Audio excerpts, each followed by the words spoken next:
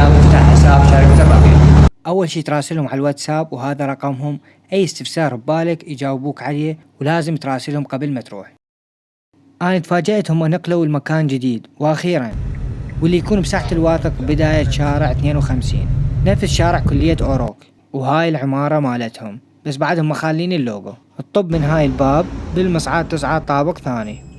هاي الشركة بعدهم استوهم نقلوا بالجديد، مكان كلش أحلى من قبل وأبرد وأرتب، وعندهم كوفي كورنر وواي فاي مجانا خالين.